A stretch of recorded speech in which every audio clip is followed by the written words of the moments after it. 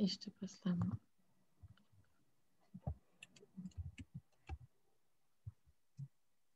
Du coup, là, tu auras la salle d'attente quand je te passerai. Il est où, Jérôme? Ah, il ne nous entend pas encore. Hello, hello. Bonjour Jérôme. Bonjour Jérôme. Salut Xavier. Merci pour votre présence aujourd'hui avec nos jeunes. Avec plaisir. Voilà, donc on commence un petit peu plus tôt que d'habitude parce qu'on va essayer de tenir compte de vos contraintes.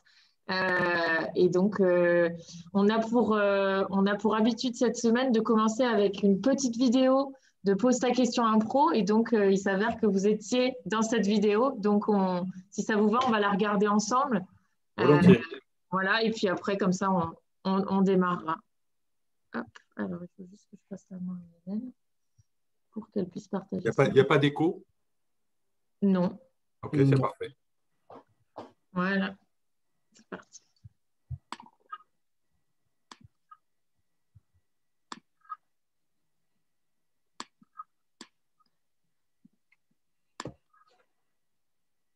Vous voyez bien? Parfaitement, c'est tout bon. Et top.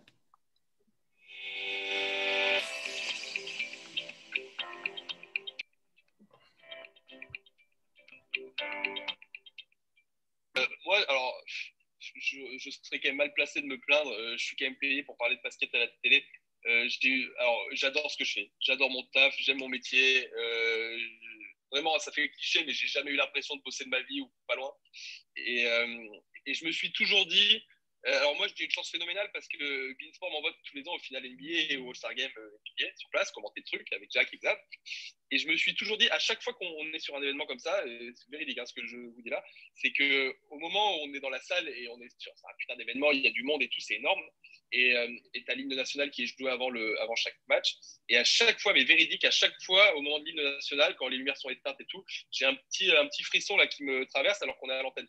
Et je me suis vraiment dit, et je le pense sincèrement, que le jour où j'aurai plus ce petit frisson-là, je dirais à mes boss que envoyer quelqu'un d'autre à ma place, j'arrêterai d'aller sur place parce que ça voudrait dire que j'ai perdu la passion. Le plaisir, moi je le prends évidemment, j'ai cette chance que le métier que je fais autour des gens, qui est sans fin parce que la nature humaine est complexe, voilà, ça c'est passionnant. Après, j'ai des moments aussi de doute, j'ai des moments d'agacement parce qu'on ne fait pas toujours tout ce qu'on veut.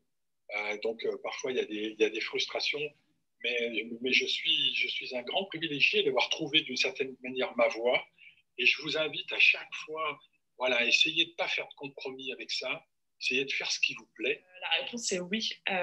Comme je l'ai dit, je suis passionnée de sport. J'ai décidé de travailler dedans. C'est pas forcément un secteur facile puisque c'est un secteur qui est aussi très fermé. C'est pour ça que je disais que le réseau est important parce que il faut connaître les bonnes personnes aussi pour pouvoir avancer. Mais moi, je ne me verrais pas travailler dans un autre secteur. Depuis 6 ans maintenant, je travaille dans un secteur qui me passionne, qui me motive au quotidien. Et donc, je ne me verrais pas faire autre chose aujourd'hui. Alors oui, beaucoup. Moi, j'ai la chance d'avoir un métier qui me satisfait complètement. J'adore ce que je fais, donc forcément, je prends énormément de plaisir à faire mon métier, ça c'est sûr. Pour diverses raisons, mais oui, j'adore ce que je fais en tout cas.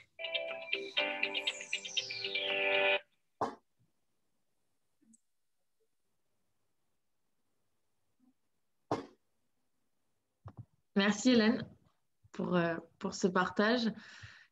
Donc Jérôme, on vous voit dans cette vidéo. Merci encore. L'idée, ça a été de faire un fil rouge sur la semaine pour pouvoir partager les retours d'expérience qu'on avait pu avoir sur les questions que les jeunes nous avaient posées. Et donc, quand tout le monde commençait à arriver, j'avais présenté très, très rapidement et modestement le groupe adéquat pour remettre dans le contexte. L'idée serait peut-être déjà, si vous le souhaitez, nous présenter un petit peu à quoi ressemble votre quotidien au groupe adéquat, comment se passent vos journées un petit peu, vos missions. Ok, Très bien. Ben, je peux déjà commencer par vous dire voilà, quelle est ma journée ce vendredi et quelle sera ma journée le lundi. Et voilà, donc comme ça, c'est très concret. J'ai des journées qui démarrent vers 8 heures à peu près le matin. Là, par exemple, ce matin, j'avais un collaborateur qui a un problème managérial et qui est dans l'entreprise depuis 20 ans et qui n'est pas un collaborateur que j'ai en direct. Et pour autant, bon, il voulait mon avis. Donc, on avait pris un rendez-vous ce matin à 8h15 pour en discuter. Après, à 9h, j'avais un Teams avec un avocat parce qu'on est en litige avec un gros client. On a perdu un gros dossier et on estime avoir été lésé. Et on était en train d'affiner voilà, pendant un peu plus d'une heure, là, jusqu'à 10h, 10h15. J'affinais avec le collaborateur et un avocat et son associé la stratégie pour préparer une assignation. Voilà, donc vous voyez que c'est assez varié. Après, j'avais une petite fenêtre de tir avant 10h30 de vous rejoindre parce qu'en fait, je réponds à un appel d'offres, un collaborateur qui répond à un appel d'offres et le client de cet appel d'offres souhaitait avoir une référence d'un client perdu par Adéquat. Et bon, ça ne nous arrive pas souvent, mais ça nous arrive. Et donc, le chargé grand compte m'avait dit, est-ce que je peux prendre compte, est-ce que vous pourriez demander à l'acheteuse que vous connaissez bien de tel client qu'on a perdu il y a un an et pour des raisons un peu dommageables. Et donc, j'ai appelé la cliente pour lui demander, donc je lui avais demandé si je pouvais l'appeler ce matin pour un service. Donc, j'ai appelé cette cliente pendant un quart d'heure. Après, je vous ai, pendant 1 heure. Donc, voilà ma matinée. Donc, vous voyez, quand on est voilà, directeur général d'une société, on fait un peu tout en général et rien en particulier. Et cet après-midi, j'ai 2 points de passage.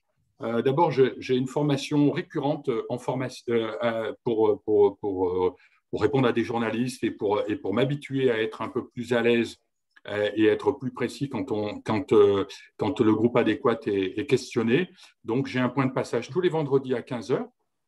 Après, à 16h, j'ai un rendez-vous avec un cabinet d'audit, donc avec le directeur d'Adéquat et ce cabinet d'audit en stratégie. On a une restitution d'1 heure d'une réflexion qu'on a sur l'international et de savoir comment on peut mieux appréhender la stratégie d'Adéquat à l'international. Je rappelle qu'on a 270 agences en France, 270 agences d'emploi, qu'Adéquat est une société lyonnaise, mais qui a bien grandi en France et qui maintenant est dans 5 pays. Et l'international qu'on a démarré il y a 2 ans est un dossier un peu nouveau, donc on a besoin d'aide. Donc on a une restitution de ce cabinet d'audit. Et puis, comme l'international, je m'en occupe aussi un petit peu. J'ai un cours d'anglais à 18h, de 18 à 19. Et voilà, donc comment va se dérouler ma journée. Et ma journée et une semaine type, c'est 8 heures au bureau. J'adore boire le café quand les cafés sont ouverts, voir arriver les collaborateurs qui sont, voilà, un café qui est juste en dessous du bureau. Ça, c'est un moment qui est privilégié pour moi de boire le café, de discuter un petit peu le matin. Et vers 8h30, 9h moins quart, voilà, je démarre. Alors, j'ai en direct un directeur commercial, un directeur général adjoint. Voilà, il y a le directeur de la communication et du marketing avec qui aussi on est en échange. Et puis, le directeur des opérations. Donc, ma journée du lundi est rythmée par des points de passage voilà, sur le business. Et puis après, ben, comme je vous l'ai dit, voilà, beaucoup de choses en général et peu de choses précises, mais je suis mal consulté sur tout ce qui est aspect business, voilà, managérial. Et puis avec le directoire d'Adéquat, ben, on a pas mal de réflexions sur le futur, sur le demain, sur comment grandir plus vite, sur comment être différent. Et donc, mes semaines sont très variées. Je n'ai pas le temps de voir passer ma semaine. Super, donc pas des semaines répétitives. C'était une des questions, est-ce que vous avez un travail plutôt varié, plutôt répétitif? A priori, ça a l'air assez varié. Oui, c'est très varié. Alors, c'est vrai que c'est une grande chance quand on a… alors, c'est une chance et parfois c'est frustrant parce qu'on est obligé de s'en remettre. Voilà, dire que tous les sujets, voilà, on a 1300 collaborateurs, donc il est évident que je ne peux pas traiter des sujets dans le fond. Par contre, pour faire les arbitrages, ça nécessite dans mon quotidien d'être informé, d'être très informé de tout pour pouvoir être pertinent. C'est difficile de faire de la théorie sans savoir ce qui se passe. Donc, j'essaye d'être le plus concret possible donc, si je ne peux pas rentrer sur le fond des sujets, au moins les surfacer. Voilà. Et vous parlez de vos collaborateurs. Quels sont les métiers principaux qu'on retrouve au sein du groupe Adéquat, s'il y en a des principaux, ou est-ce qu'il y a vraiment une variété de métiers très large? Donc, moi, je travaille au siège social où on est à peu près 150. Et donc, les 1000 restants en France sont répartis dans les 270 agences. Donc, c'est là où on retrouve le plus de métiers communs, des métiers de commerciaux, des métiers de recruteurs et des métiers de back-office administratif. Ça, c'est les 3 métiers les plus répandus au sein du groupe, puisque pour faire son métier d'agence d'emploi, eh bien, en fait, on va voir des clients, tous les commerciaux, chefs d'agence qui sont dédiés à cette activité-là. Et puis, en back-office, comme là, par exemple, je le trouve dans 2 personnes en back-office qui sont en réponse des commandes obtenues par les commerciaux. Donc, des commerciaux, des recruteurs, un peu des administratifs. Et puis après, au siège, après, il y a toute la strate d'encadrement. Et la strate d'encadrement, c'est les chefs des ventes. Alors, on appelle ça des chefs de secteur, des directeurs régionaux, des gens qui ont des régions. Et puis après, il y a un directeur des opérations qui coiffe toutes les régions, qui me reporte en direct. Et puis, certaines fonctions, voilà, qui me reportent en direct. Super. Et si on pouvait simplifier pour ceux qui n'ont pas encore bien en tête en quoi consistent finalement les métiers du recrutement, parce que quand vous parlez de clients, qui sont les clients? Est-ce que c'est des entreprises? Est-ce que c'est des personnes? Comment ça se profile pour essayer de simplifier ça pour tout le monde? C'est une bonne question. En fait, on intervient dans tous les secteurs d'activité. Donc, nos clients, quand je parle de nos clients, ce sont nos clients utilisateurs. Mon métier, il consiste à sélectionner du personnel pour le compte d'une entreprise.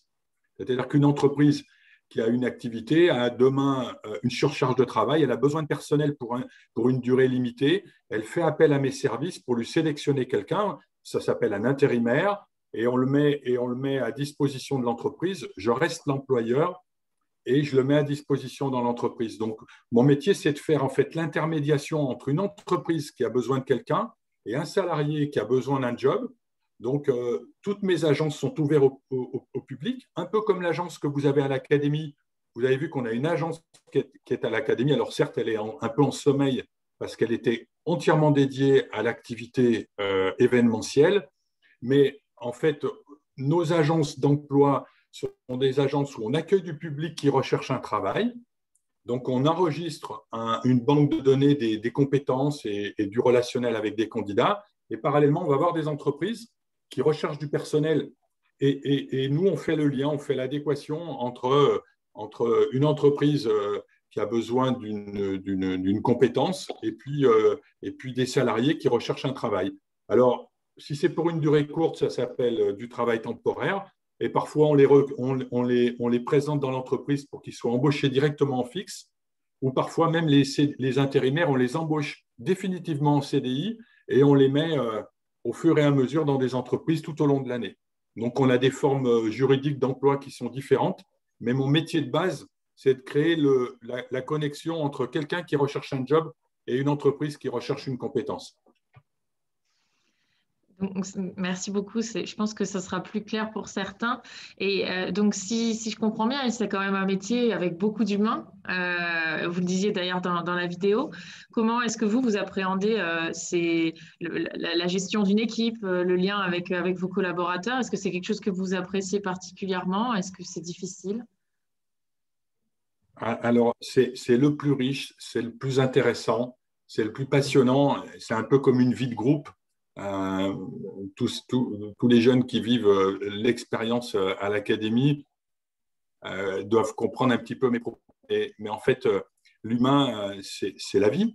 Et en fait, on ne peut pas avoir un costume avec un stéréotype. Non, la relation humaine, elle est même au cœur de l'ADN d'Adéquat. C'est très important pour nous de créer les conditions pour que les collaborateurs se sentent bien et aient envie de pousser la porte. Parce que si moi, j'adore pousser la porte d'Adéquat le matin, ma seule obsession, c'est de me dire, est-ce que les 1000 collaborateurs sont contents de la porte? Alors évidemment, il faut trouver des gens qui aiment leur métier, parce que le quotidien, il est fait autour de rencontres, que ce soit avec des clients, que ce soit avec des intérimaires, ou moi, de rencontres avec les collaborateurs et de discussions. Et en fait, la qualité de la relation, la considération qu'on porte aux gens, la considération qu'on porte à nos clients, la considération qu'on porte à nos intérimaires, c'est ce qui fait toute la richesse du métier et toute la différence d'une entreprise qui fait son job ou d'une entreprise qui fait son job avec passion. Hein, c'est un peu comme l'académie, la passion, c'est vraiment un terme que vous connaissez bien, puisque tout est fait autour de votre passion. Et voilà, et ça, c'est ce qui fait la différence d'une entreprise à une autre. Et nous, on cultive beaucoup la considération pour les gens, pour créer justement cette compacité et cette homogénéité dans toutes les fonctions de l'entreprise. Super, merci. On a une vision du coup plus claire un petit peu de ce qu'est votre quotidien, de ce que sont un petit peu voilà, vos journées.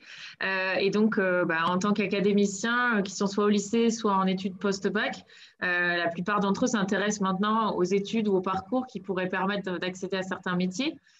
Quel a été votre parcours scolaire? Alors, ce qui est intéressant, alors je suis désolé si j'étais champion du monde de quelque chose ou si j'étais journaliste de l'équipe, ça serait peut-être plus sexy pour ces jeunes. Moi, je suis un peu dans le business et j'ai envie de dire que ce qui est intéressant dans mon parcours, c'est que franchement, j'ai démarré tout petit, en bas, voilà, comme commercial. Et aujourd'hui, je suis directeur général d'une société qui fait un peu plus d'1 milliard d'euros. Et du coup, finalement, l'appétit vient en mangeant et on fait dans une vie plein de choses. Et c'est ça qui est peut-être intéressant à expliquer. Donc, moi, au départ, je me trompe complètement d'études, c'est-à-dire que je fais exactement ce que j'aime pas faire. Je déteste, à titre personnel, bricoler. Je déteste tout ce qui est technique. Et pourtant, je me mets à faire de la technique. Donc, je fais un bac électrotech, je fais un DUT, c'est un bac +2 en électronique. Et alors que dans ma tête, j'avais toujours voulu faire des affaires. Moi, j'avais un copain qui vendait des copieurs et chaque fois qu'il vendait un copieur, il se faisait des ronds. Et je me disais, waouh, en fait, ça paye. Plus il vend, plus il se fait de l'argent. Et je me disais qu'un jour ou l'autre, moi aussi, il allait falloir que je me mette à faire quelque chose où j'ai tout de suite le résultat de mon action. Et finalement, je fais une 3e année commerce-export pour des gens qui avaient fait un peu de technique. Enfin bref, je fais des études qui ne me plaisent pas trop et je sors assez vite du cycle scolaire. Et la première chose que je voulais, c'était vendre. Et j'ai démarré dans le textile. Je vendais des vêtements pour bébés à la distribution. Et là, j'ai vendu comme un fou. Je vendais du matin au soir. Plus je me levais tôt, plus je prenais des rendez-vous et plus je me faisais une grosse paye. Et là, j'étais content. Et après, petit à petit, je me suis dit que vendre, c'était bien, mais que j'avais envie aussi de faire vendre. Et puis, un jour, j'ai vu une annonce dans la presse d'une société de travail temporaire qui proposait un job de vente, un peu de gestion et un peu d'encadrement. Donc, je me suis dit, voilà, c'est ça le futur. Et puis, je m'y suis mis.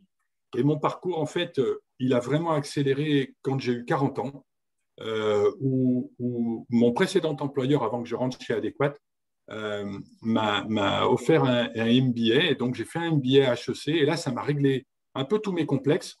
C'est-à-dire que je n'avais pas fait les études que je voulais. Et là, j'ai fait 1 an et demi d'un MBA en stratégie. Et ça m'a ouvert, ça m'a décomplexé. Et puis, dans le même temps, j'ai rencontré le fondateur d'Adéquat et j'ai suivi et puis j'ai arrêté. J'ai arrêté l'entreprise où j'étais parce que la proposition qu'on m'a faite, je ne pouvais pas la refuser.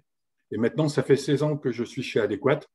Et au départ, en fait, je suis rentré dans le travail temporaire vraiment par accident, comme on fait un peu tous parfois dans sa vie professionnelle, on fait des choix qui vous amènent à en faire d'autres. Et puis au bout du bout, tout ce qui m'a en fait animé, c'était la progression, c'était l'intérêt intellectuel, c'était le fait de me dire que quand je poussais la porte, j'étais content. Et voilà, donc j'ai un parcours un peu atypique, mais finalement, j'ai fini par faire ce qui me plaisait. Et ce qui me plaisait, c'était de faire des choses où j'avais concrètement le retour personnel très rapide de ce que je produisais comme efficacité. Et donc ça, voilà. Et donc le business, et puis après, après on encadre une équipe, deux équipes, et après on prend une région, puis on ouvre des agences. Et puis un jour ou l'autre, on se retrouve directeur commercial, et puis un jour, on vous propose le poste de directeur général. Et puis je ne parlais pas anglais, et puis on a démarré l'international. Et du coup, c'est pour ça que je prends des cours d'anglais, parce que alors, j'étais vraiment nul en anglais.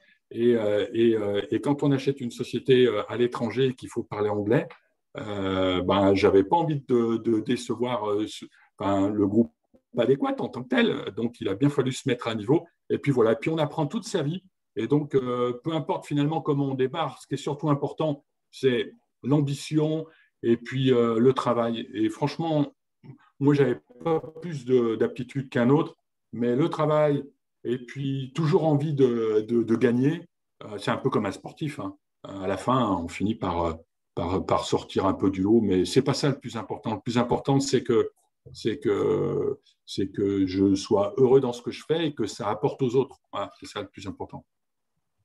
Vous m'avez devancé sur la question de l'anglais parce qu'on avait eu la question plusieurs fois dans la semaine et c'était voilà, de voir si vous, justement, au sein de vos activités, vous utilisiez l'anglais et comment ça se passait pour vous par rapport à ça. Donc, du coup, vous prenez des cours d'anglais toutes les semaines? Ouais, au moins à minima pour m'entretenir. Ce qui est terrible, en fait, alors dans mon métier, je n'ai pas de clients étrangers. Donc, je n'ai jamais l'occasion de parler anglais. Je ne lis pas d'anglais dans mon métier. Je n'ai pas de documentation, de mails à faire en anglais parce qu'en fait, nos clients sont franco-français. Jusqu'à ce qu'on achète à l'étranger, on n'avait pas l'occasion de parler anglais. Donc, finalement, même quand on démarre avec un tout petit background, un tout petit potentiel en anglais, très vite, finalement, le vocabulaire est souvent dans l'activité.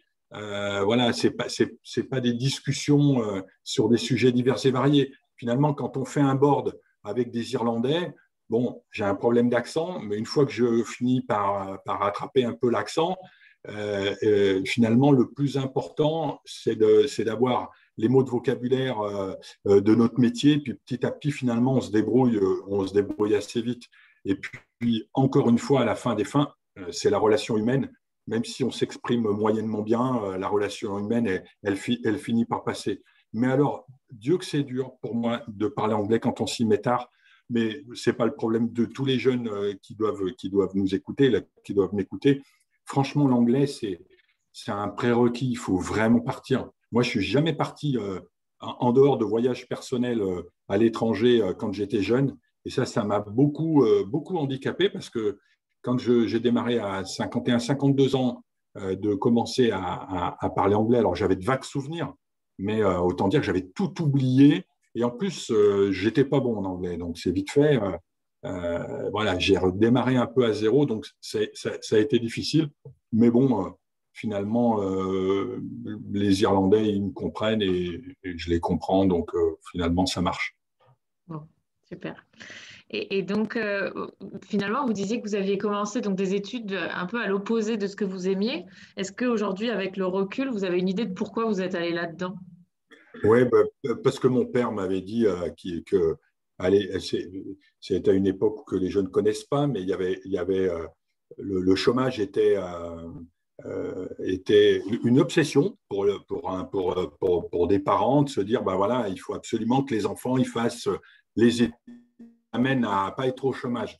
Et donc, voilà, mon père avait décrété que c'était à l'époque qu'il valait mieux que faire de la technique, que j'aurais plus de chances que de suivre des études généralistes. Et voilà, donc j'avais suivi. Et puis après, comme je n'avais pas envie de redoubler, je me suis bien aperçu à la fin de la terminale que ce n'était pas du tout ça. Mais bon, j'ai insisté parce que je n'avais pas envie de rétro-pédaler ou de refaire une autre terminale dans un autre cursus. Et c'était une vraie erreur. Mais bon, c'est comme ça. C'est comme ça. Et finalement, ça m'a permis de comprendre que ce n'était pas ce que je voulais et de finalement me dire que même quand on rate un peu le début, c'est pas important. Le plus important, c'est comment on se construit finalement, quelle que soit la façon. Ça serait idéal d'avoir un parcours rectiligne, mais c'est jamais ça un parcours. Hein. Au début, voilà, on démarre, on ne sait plus. Voilà, moi, être vendeur à 23 ans, quand je prenais ma voiture, que je faisais 100 000 km par mois, franchement, il y avait des gens qui. C'était pas très flatteur d'être vendeur en tant que tel au moment où je l'ai fait. Et pour autant, moi, ça m'a appris à négocier, ça m'a appris à prendre des rendez-vous, à appeler 10 fois, à m'acharner pour récupérer un rendez-vous et après aller vendre et avoir une grosse commande. Donc, ça a été extrêmement formateur, le fait d'être en contact avec des clients. Voilà. Donc voilà la raison pour laquelle, en fait, des fois, c'est tout bête. Et voilà, moi, c'était mon père. Voilà. Et je n'en peux pas. Hein. Est-ce qu'on peut dire que jusqu'à que vous repreniez vos études, donc à 40 ans, si j'ai bien compris, vous avez appris sur le terrain de vos expériences? Beaucoup, beaucoup. Et j'ai beaucoup observé. En fait, pour tout vous dire, quand j'étais ado, vers 16-17 ans, aujourd'hui, je fais 1m80, mais à 17 ans, je faisais 1m60, 62. J'ai grandi très tard. Vers 18 ans, j'ai grandi. Et ce n'était pas facile. Parce que quand vous avez 15-16 ans dans une cour d'école et quand vous êtes dans une classe où ils font tous 1m80, à 1m60, vous avez le droit au chapitre de rien. Hein. Le petit, en fait, il a toujours tort. Et donc, moi, à cette période-là, je n'avais pas trop, finalement, le droit au chapitre. Et du coup, je me taisais beaucoup et j'écoutais. Et finalement, le fait d'avoir beaucoup écouté, d'avoir beaucoup observé, je me suis un peu construit en regardant les autres, en voyant, en essayant de mimer. Et puis, en fait, c'est ça, en fait, la vie, le parcours le parcours personnel, finalement, quel qu'il soit, il permet à chaque fois de progresser. Et donc, on apprend beaucoup en observant, on apprend beaucoup. Et puis, la confiance, elle vient. La confiance, elle ne vient pas au même âge avec chacun. Et ça, c'est le plus dur à acquérir, la confiance. C'est de se débarrasser de ses propres complexes qu'on a. Hein. Moi, le complexe que j'avais, j'aurais voulu faire des belles études et je ne les avais pas faites. Et quand j'ai eu un MBA estampillé HEC, alors ça fait un peu pompeux, mais franchement, je me suis dit, waouh, là, ça claque. Et ben, franchement, je vaux les autres. Et là, ça m'a. Donc, on a tous un petit peu, parfois, ces freins personnels. Et quand on arrive à les désinhiber, ces freins, en fait, on s'exprime et on s'aperçoit qu'on a tous quelque chose de très bien et qu'il ne faut pas regarder ceux qui ont mieux parce qu'il y a plein de gens qui ont moins bien et que tout le monde a de la valeur, tout le monde. Et on se complexe toujours de ne pas savoir faire ce qu'un autre fait, mais on ne voit jamais assez ce qu'on est capable de faire. Donc, on a tous beaucoup et il faut avoir de l'estime de soi. Voilà. Ça ne veut pas dire qu'il faut avoir le melon, mais il faut avoir de l'estime de soi. Et parce que quand on est jeune, c'est normal qu'on soit pétri de doutes et qu'on n'ait parfois pas toujours confiance. Et en tout cas, moi, je suis passé par ce stade-là. Il y en a qui ont confiance, très jeunes, c'est super. Moi, il m'a fallu du temps pour avoir confiance en moi. Et ça arrive quand ça doit arriver. Donc, quand on est parfois timide, comme moi j'étais, il faut se dire qu'il y aura un temps pour qu'on le soit moins. Et il faut se forcer, il faut essayer, il faut tester. Et tant pis, quand on se casse la figure, il faut se relever. Et à un moment donné, on se met à courir et c'est là qu'on dépasse tout le monde. Très bien. Alors, j'en profite, puisque là, on est quand même dans le domaine du recrutement. Quelles sont pour vous on va dire les qualités les plus recherchées ou en tout cas les critères les plus importants pour vous quand vous recrutez? De plus en plus, le savoir-faire. Je vais vous dire parce que tout va tellement vite. Il y a 80% des métiers de 2030 qui n'existent pas aujourd'hui. Donc, imaginez que l'éducation prépare exactement au métier de demain, ça c'est pipeau. Ça, je n'y crois pas. Donc, en fait, ce qui est plus important, c'est la capacité de l'individu à progresser, à apprendre. Et de plus en plus, les entreprises arrêtent de chercher des moutons à 5 pattes en s'imaginant qu'on va trouver le bon calibre, la bonne formation, la bonne personnalité. Moi, je préfère aujourd'hui, je le vois dans mes recrutements, je préfère choisir quelqu'un avec qui ça fit, voilà, qui rayonne quand il est en face de moi, qui sait me dire bonjour, qui sait prendre de l'espace. En fait, pour moi, ce qui est très important, c'est ce que je ressens, le contact, la personnalité, parce que ça, c'est presque un acquis personnel et c'est difficile à modifier, alors que le savoir-faire, ça s'apprend. Donc, moi, quelqu'un il n'y a pas d'école de travail temporaire spécifique suffisante pour pouvoir apprendre le métier. Moi, je préfère apprendre le métier du travail temporaire et trouver une bonne personnalité. Après, c'est vrai que dans beaucoup de CV, l'anglais, c'est important. Donc, ça c'est important. Et puis, la richesse des parcours. Voilà, moi, quand je vois quelqu'un qui a passé 1 an en Australie, qui revient, on pourrait dire aujourd'hui qu'il a un trou dans son CV. Je trouve au contraire que c'est hyper enrichissant. Et si quelqu'un a fait une césure et est parti, a pris son sac à dos et est parti 1 an à 25 ans, bah, il revient, pour moi, c'est autant qu'une expérience professionnelle. Voilà. Donc, il faut se dire qu'il faut toujours essayer de valoriser ce qu'on a fait et jamais masquer et essayer de faire valoir sa personnalité. Et donc, pour rebondir là-dessus, on dit souvent à nos jeunes que leur passion, c'est une vraie force. Là, en face de vous, vous avez principalement donc, des passionnés de basket. Mais voilà, on a aussi des passionnés d'e-sport au sein de l'académie. Comment vous pourriez leur conseiller de valoriser cette passion-là? Est-ce que pour vous, déjà, c'est une vraie force au sein de l'entreprise? Et comment est-ce qu'ils peuvent arriver à faire valoir cette passion-là pour demain, ça devienne une force aussi dans le milieu de l'entreprise? Vous savez, et on l'a autour de soi, il n'y a pas beaucoup de jeunes qui ont une passion. C'est génial d'avoir une passion, mais il y en a plein qui aimeraient en avoir. Il y en a plein qui sont des touche-à-tout. Donc, c'est une pétard de force d'avoir une passion. Pourquoi? Parce que ça dénote de la détermination, ça dénote le goût de l'effort. Donc, moi, je serais très tenté de vous dire, utilisez la passion et ce que vous faites finalement et essayez de montrer que c'est singulier d'avoir une passion, que ça affirme une forme, un caractère et ça affirme le fait de se dire, bah voilà, moi j'ai ça et je veux y consacrer du temps et je me retrouve même dans une académie. Et donc ça c'est vrai que le mot détermination, l'envie et être passionné et savoir exprimer ce qu'on aime, c'est quand même, ça démontre du relief, en tout cas dans une personnalité. Et tous, ils en ont forcément. Et ça, il faut le valoriser. Pour moi, dans n'importe quel parcours, que vous finissiez demain professionnel ou demain dans le monde du sport autour du basket ou demain dans autre chose, waouh, qu'est-ce que c'est génial à raconter ce que vous vivez.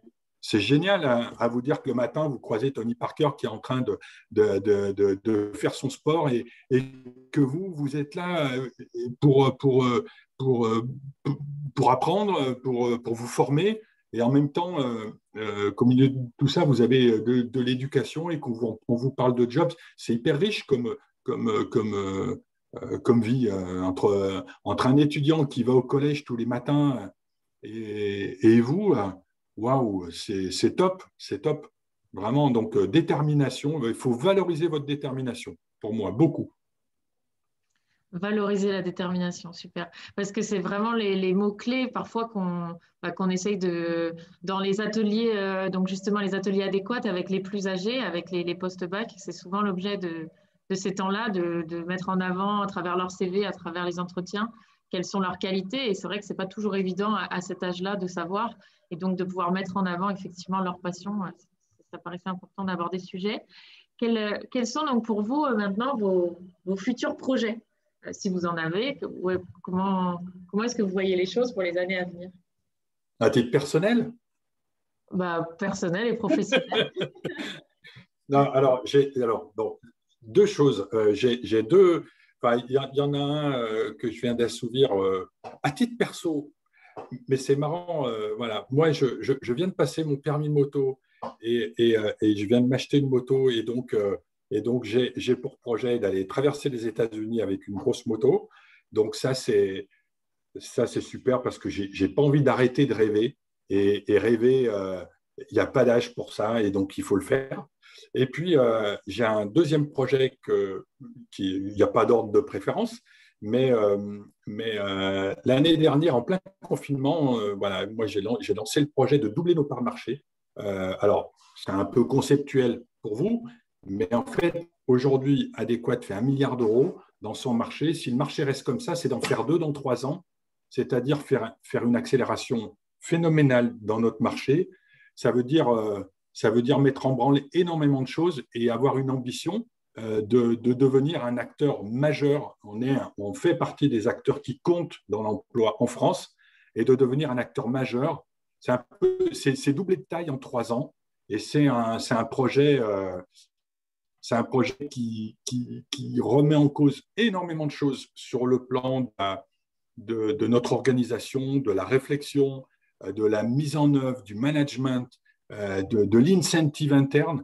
Et ça, c'est génial parce que c'est une vraie aventure qu'on est en train de vivre, où là, on est en train d'accélérer à fond. Et voilà, moi, j'aime me lever le matin en me disant, je vais faire quelque chose que je ne sais pas faire. Je me lance toujours le défi de faire quelque chose qui est un peu inatteignable parce que j'ai toujours le sentiment que c'est ça qui est le meilleur. C'est comme ça que j'aime. Moi, j'aime être. Ce qui m'excite, c'est d'aller chercher quelque chose, d'aller attraper le pompon, quoi. Et donc, ces deux projets, voilà, donc voilà, c'est déjà pas mal. C'est déjà pas mal, un perso et un pro. J'allais vous demander quel est votre rêve le plus fou. Est-ce que c'est un de ces deux ou est-ce qu'il y a encore plus fou que ça? Ouais, alors, moi, j'ai un autre truc, c'est d'aller faire des dollars. Moi, les États-Unis, ça a toujours été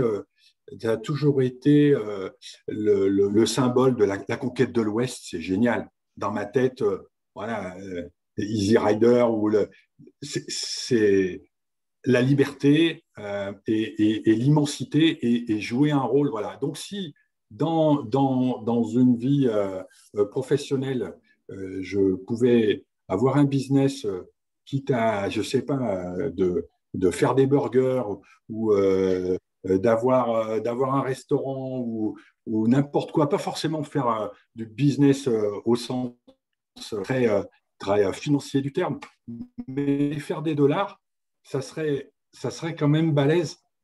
Je me dis pour quelqu'un qui ne parlait pas anglais et d'aller faire un job pour gagner des dollars, même sans vouloir devenir riche, mais juste en fabriquer. Oui, ça, c'est un truc qui me plairait. Et puis, ouais, ça, c'est vraiment un beau projet. Ça serait un rêve. Surprenant. Et donc, si vous aviez, donc pour résumer un petit peu tout ce qu'on a pu se dire et votre parcours inspirant pour tous, est-ce que vous avez un conseil ou un retour d'expérience ou quelque chose de particulier que vous voudriez partager avec nos académiciens pour clôturer cet échange? Alors, écoutez, je vais vous dire, le garçon avec qui, je vais vous donner un exemple. Le garçon avec qui j'étais ce matin au téléphone, il a 20 ans d'Adéquat. Il m'appelle parce qu'il avait un problème managérial. Il est responsable d'une agence en Rhône-Alpes. Il est d'origine portugaise et quand il est rentré chez nous, il savait à peine lire et écrire. Et il me rappelait ce matin qu'il avait 20 ans d'Adéquat la semaine prochaine. Et aujourd'hui, son papa et sa maman savaient pas lire le français. Et pour tout un tas de circonstances, mais il n'y a pas trop d'intérêt, bon bref, il rentre chez nous et on le teste comme recruteur. Il était dans le milieu du bâtiment et finalement, on l'intègre dans une agence. il devient voilà, un peu assistant du responsable, puis il devient recruteur, puis aujourd'hui il est responsable d'une agence et c'est une des meilleures agences de France. Et c'est lui-même, avec ses propos, il me disait, tu te rends compte, Jérôme, il me dit, moi, il y a 20 ans, il me dit, il y a 20 ans, je lui disais juste avant, mais tu venais pas aux réunions au début. Moi, quand je suis arrivé chez Adéquate, je comprenais pas ce garçon, on l'invitait aux réunions, il venait pas. Il me dit, je venais pas parce que, en fait, j'étais timide, j'avais l'impression d'être pas être à ma place, que j'avais pas le niveau. Et je lui dis aujourd'hui, tu es fier de ce que tu as fait? Il me dit, ouais, parce qu'aujourd'hui, j'ai pris confiance, voilà, j'ai confiance en moi, voilà. Mais il me dit, c'est dingue, en 20 ans, le chemin que j'ai fait. Et donc, moi, c'était super. Franchement, c'était vraiment bien la façon dont il me le décrivait. Je me disais, mais ça arrive à tout le monde. On a toujours l'impression qu'on a l'Himalaya à gravir parce qu'on se bloque, parce qu'on n'a pas toutes ses qualités, parce qu'on n'a pas la qualité de ceci, parce qu'on a le copain qui est plus à l'aise, parce qu'on a la copine qui est plus maligne de ci, de ça. Et en fait, lui, il l'a monté à son Everest. Il l'a monté tout seul. Et on peut tous le monter, son Everest. Et en fait, on peut tous être champion du monde. Et chaque fois qu'on est... Finalement, quand on réussit une forme de... Quand on réussit ce qu'on a envie de faire, ou qu'on réussit un peu sa vie, je ne sais pas, c'est un bien gros terme. Mais le conseil que j'ai à vous donner, c'est que, quelle que soit la façon et les doutes que vous pouvez avoir, parce que Pétard, être jeune aujourd'hui, ça doit être difficile de savoir comment gérer son demain. Mais il faut toujours croire à sa capacité à progresser et que les ressources qu'on a en soi-même, elles sont colossales. D'ailleurs, vous le prouvez en étant dans l'abnégation, dans la détermination de ce que vous faites. Eh bien, continuez à faire ça dans la vie et vous n'aurez aucun souci.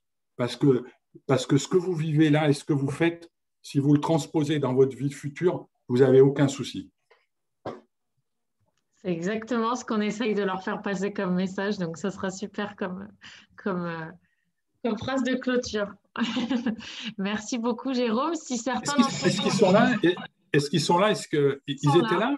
Ah oui, okay. Bien sûr, ils sont tous là. Donc, s'ils ont des questions. Ben voilà, s'il y a une question, je veux bien répondre. Donc, moi, j'ai une. D'abord, bonjour. Salut, bonjour. J'ai une première question. C'est la bienveillance que vous avez, le respect des gens, c'est une valeur propre à vous ou à votre entreprise? Alors, c'est une valeur d'entreprise et vraiment, on l'épouse. Quand on y est depuis longtemps, c'est qu'on épouse cette valeur avec beaucoup de naturel. Si on se l'impose, c'est le minimum quand on travaille au sein d'Adéquate, mais ça ne dure pas longtemps. Si vraiment c'est quelque chose qu'on a au fond de soi, moi j'aime bien les gens, c'est pour ça que j'aime ce métier, parce qu'il est fait de rencontres et la diversité des rencontres m'amène à toujours réfléchir, à savoir comment on fait. Parfois, on croit faire bien et on fait mal. Mais au fond, finalement, quand on parle bien aux gens, on a toujours un retour. Même quand on a des choses désagréables à se dire, parce que ça ne veut pas dire qu'on est toujours... moi, il m'arrive parfois d'être dur avec les gens, mais je le fais toujours dans le respect de l'individu, ce qui me paraît être une valeur humaine que je m'applique, je m'applique pas, c'est mon quotidien, c'est ma vie que j'ai perso et pro. Ok, merci. Et j'ai encore une autre question. Vous avez dit que votre père vous avait encouragé à suivre une filière particulière. Et du coup, est-ce que vous, à votre tour, vos enfants, vous les avez encouragés à suivre une filière c'est super.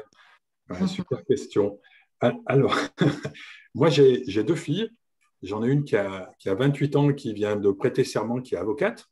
Donc, elle a fait des études, de droit. Je ne l'ai pas conseillée. Elle a toujours été plutôt littéraire. Alors, c'est vrai que on lutte toujours, mais moi qui étais plutôt un matheux, j'aurais aimé qu'elle n'était pas du tout dans les maths, elle était plutôt dans le littéraire. Elle a fait littéraire.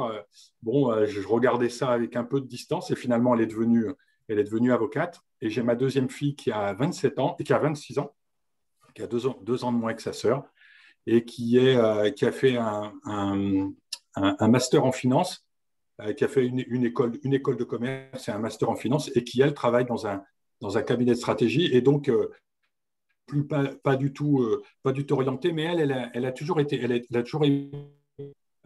intéressée par les affaires, le business. Donc, je pense que m'ayant vu dans les affaires, elle a voulu faire un peu pareil. Mais je ne l'ai pas conseillé. J'ai fait attention à pas appliquer ce que j'avais vécu. Voilà. Ok, merci. J'ai reçu une autre question. Comment est-ce que vous avez géré la crise du Covid?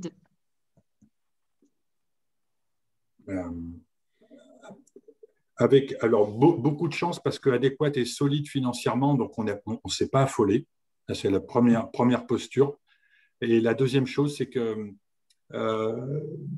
on a créé une cellule qu'on appelle une cellule de crise. Voilà, on a créé une cellule de crise et on se réunissait 3 fois par jour pour analyser la situation, prendre des décisions au quotidien et communiquer. Voilà. Donc, on a énormément communiqué et on ne s'est pas trop trompé parce que vraiment, on a redémarré beaucoup plus vite que le marché. C'est comme toujours, en fait, finalement, quand il y a tempête, il faut que quelqu'un tienne bien la barre et puis il faut que tout le monde se sente protégé. Donc, on a passé quelques messages très vite pour dire aux salariés qu'en aucun cas, voilà, ils auraient de déficit. On ne savait pas combien de temps ça allait durer. Donc, on a été assez protecteur vis-à-vis des équipes et on a beaucoup communiqué sur ce qu'on savait et sur ce qu'on ne savait pas. C'est-à-dire que quand on ne sait pas, ça ne sert à rien d'inventer ou de cacher la question. Voilà. Donc, il nous est arrivé plein de fois, on faisait une réunion tous les matins le réseau et on se voyait avec la cellule de crise à 8h15, à midi moins quart et à 17h45 tous les jours pendant une heure où on anticipait, on préparait et on restituait tous les jours à 10h. Et on avait plein de questions auxquelles on ne savait pas répondre. Et le parti pris, c'était d'être transparent. Et je pense que quand on est transparent et quand on a des doutes, eh ben, il faut savoir parfois les assumer. Et ce n'étaient pas des doutes très profonds, mais c'était parfois des doutes qui étaient très contextuels. Et bon, ben, quand on ne sait pas, on ne sait pas. Et voilà, la législation a pas mal évolué pendant cette période-là. Donc, finalement, c'est comme tout, on en sort assez grandi parce que quand on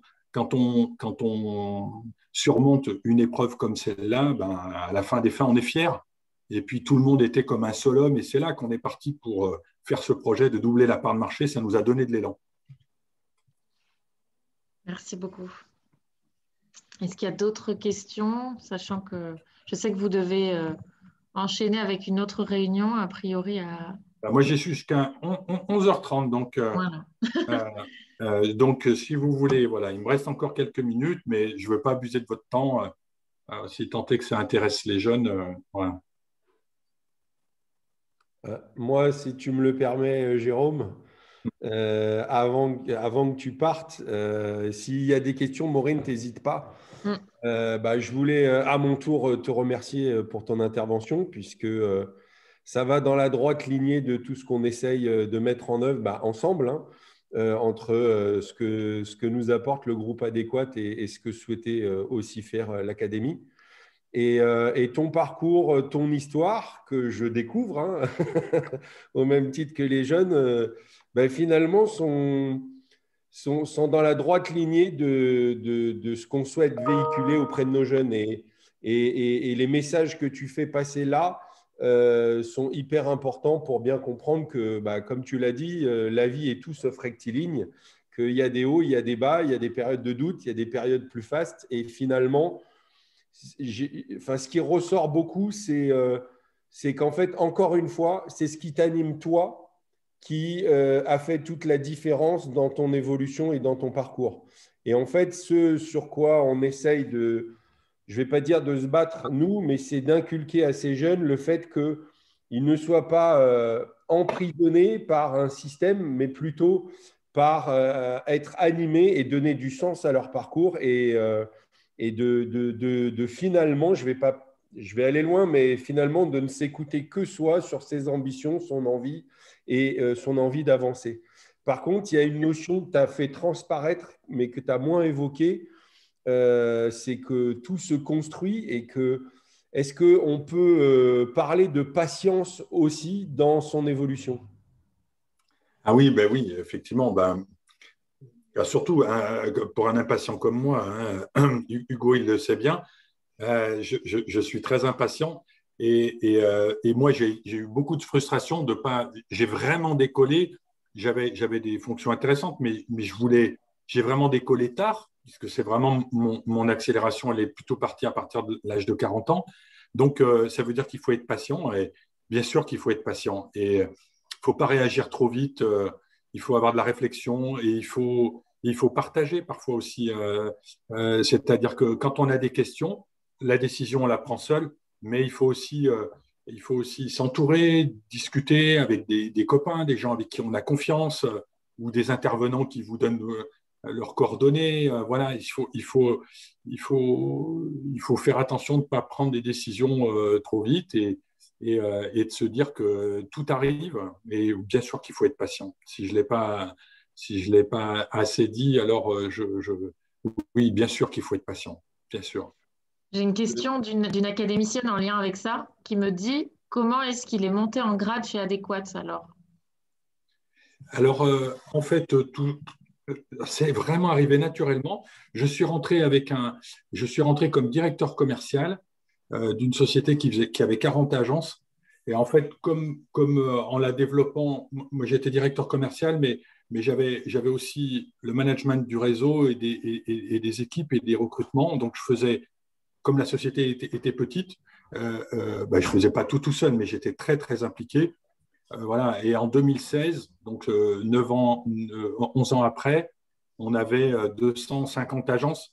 Donc, c'est parce que ça avait beaucoup progressé que les choses se sont un peu imposées d'elles-mêmes, parce que je touchais beaucoup de sujets.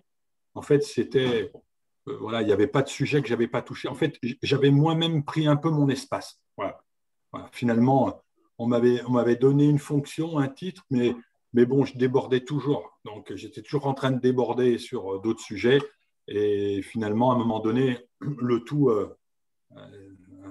a rassemblé la fonction que j'occupe aujourd'hui. Ouais. Mais ça se fait tout seul. L'augmentation de responsabilité, elle se fait toute seule. Elle se fait. Il faut que ça s'impose. Ouais, ça se fait tout seul. Et encore une fois, pour faire un lien avec les valeurs de l'académie qu'on essaye d'inculquer, c'est que la notion de no pain, no gain, je crois que tu en es un très bon exemple sur le fait qu'il ne faut jamais s'arrêter, qu'on peut progresser, qu'il faut avoir confiance et que les choses arrivent quand elles doivent arriver. Il faut quelquefois, je reviens sur cette notion. En fait, ce n'est pas trop la notion de patience que je veux mettre en avant, c'est vraiment la notion de construction. Et je te remercie vraiment de cette histoire-là parce que quand nous, on parle au départ, ça peut paraître fou, mais quand ils arrivent à 14 ans et qu'on parle d'essayer de les aider à se définir un projet de vie, c'est bien de ça dont il s'agit et que finalement, quelle que soit son évolution, son âge, sa fonction, il y a toujours un projet qui t'anime, il y a toujours une envie d'aller plus loin, de vivre des choses, d'avoir des rêves. Et je pense que c'est ce qui fait toute la différence dans le parcours des uns et des autres et dans la réussite, en fait. Et donc, c'est en ça que c'est super intéressant. Et c'est dans la… Enfin, on a eu plein d'histoires toute la semaine puisqu'ils ont eu un intervenant tous les jours. Et toutes ces expériences font transparaître que chacun des interlocuteurs, quel que soit son domaine, est animé de quelque chose et c'est ce à quoi je crois très fort. Et finalement, t'avoir en dernier de cette semaine, tu en es le parfait porte-drapeau et je pense que ça traduit bien tout ce qu'on a vécu toute la semaine en fait. Et donc, c'est en ça que je voulais te remercier tout le monde parce que je suis convaincu de la richesse de ces échanges, de ces expériences. Et je suis certain, en tout cas, je l'espère, que ça va animer encore un peu plus nos jeunes et que, à leur tour, un jour, ils seront à ta place, ils nous parleront de leur aventure et nous, on se dira que on a fait humblement notre travail, mais on a en tout cas essayé de leur apporter quelque chose. Donc, merci beaucoup. Maureen, je te laisse. Si jamais tu clôtures, Maureen, juste avant, j'aimerais bien que Maureen, Hélène, Laura et Hugo, si ça ne t'embête pas, on puisse rester ensemble 2-3 minutes après. Pas de souci. Merci encore, Jérôme. Et merci à tous ceux qui étaient là. Moi, je retiendrai quand même le 80% des jobs de 2030 n'existent pas encore. Je pense que ça reflète bien l'importance de la capacité de se remettre en question, de s'adapter et de tout ce qu'on essaye de leur transmettre à la fois dans ces semaines, mais au quotidien et ce qu'ils peuvent aussi pratiquer dans leur sport, de se remettre constamment en question et d'apprendre toute la vie, comme tu le disais. Donc voilà, moi, je retiendrai ça de cet échange pour clôturer cette semaine. Et effectivement, j'ai trouvé que l'intervention était un beau reflet de tout ce qu'on a pu découvrir cette semaine-là, et notamment sur les aspects aussi du recrutement et de comment on peut se valoriser. Donc, merci beaucoup pour ce partage d'expérience, Jérôme. Merci à tous pour vos questions. Et puis, merci pour votre présence cette semaine, à tous ceux qui ont été assidus ici. On ne parlera que de cela aujourd'hui. On se concentrera sur le reste plus tard. Merci en tout cas à tous. Et puis, bonnes vacances à tous ceux qui, du coup, sont présents aujourd'hui pour la semaine prochaine. Merci de votre présence et j'espère que vous en aurez retiré plein de belles choses. Et si vous avez envie de discuter, de revenir sur certains points, on reste disponible, pas de souci. Merci Jérôme. Merci à tous. Bye bye.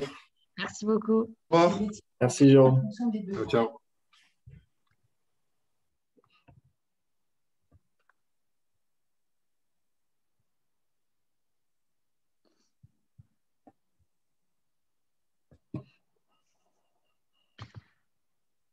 C'est là que tu vois ceux qui ne sont pas là.